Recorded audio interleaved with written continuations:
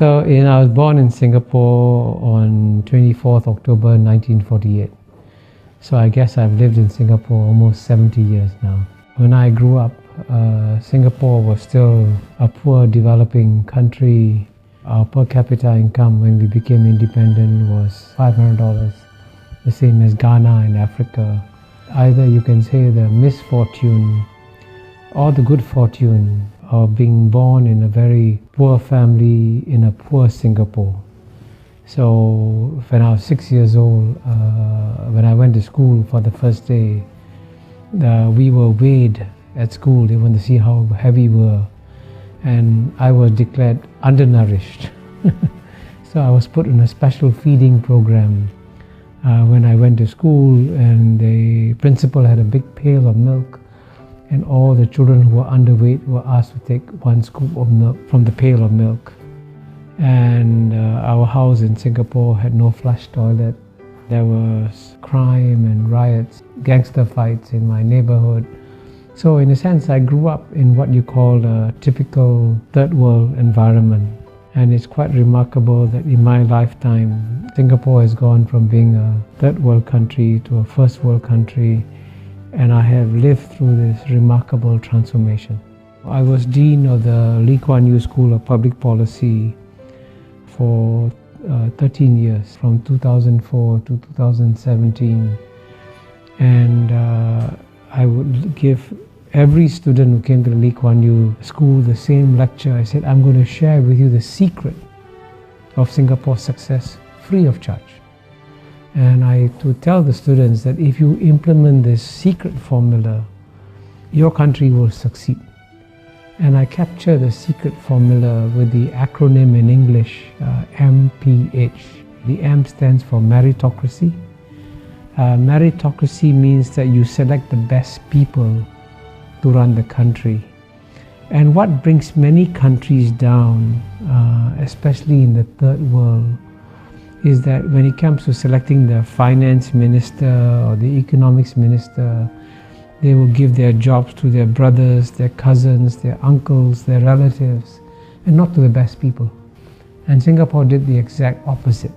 In Singapore, the jobs were given to the best people. And in the case of the Prime Minister, Mr. Lee Kuan Yew, Mr. Lee Hsien Loong, when he went to study in Cambridge University, he was the top student in the class, if not in the university. In fact, his professors were so impressed, they said, you should become a mathematician because you'll become a world-class mathematician. Then he went to study in another great university, the Harvard Kennedy School. And in that university, he's one of the few students to get an article published in a Tier 1 economics journal. Very few students get articles published in a Tier 1 economics journal. So he's incredibly brilliant. And so if the best man of the job is Mr. Lee Kuan Yew's son, then he should be selected. Not on the basis of the fact that he's a relative, but on the basis that he's the best person for the job. So meritocracy is the first pillar of Singapore's secret formula. The second pillar is P, and P stands for pragmatism. Pragmatism is an English word, and it's an English concept. But the best definition of pragmatism was given by China's leader, Mr. Deng Xiaoping, when he said it doesn't matter whether a cat is black or a cat is white. If the cat catches mice, it is a good cat. So in the same way, it doesn't matter what your ideology is. If it works, you use it. So Singapore was very pragmatic. So it would take some policies that are capitalist and some policies that are socialist, and it would mix them up. And that's what pragmatism is about.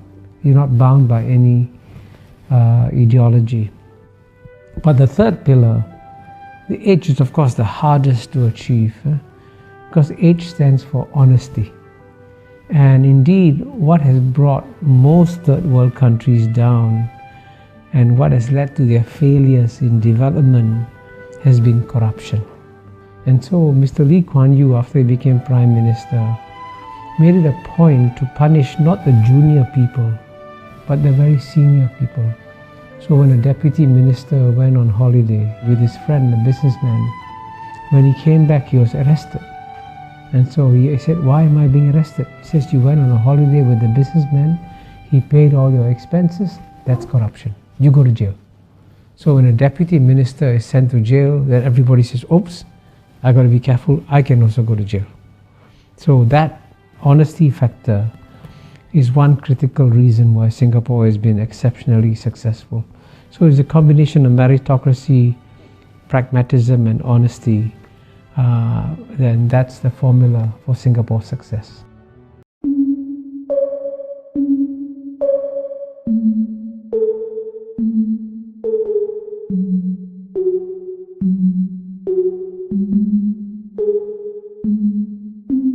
Breakfast at Tiffany's and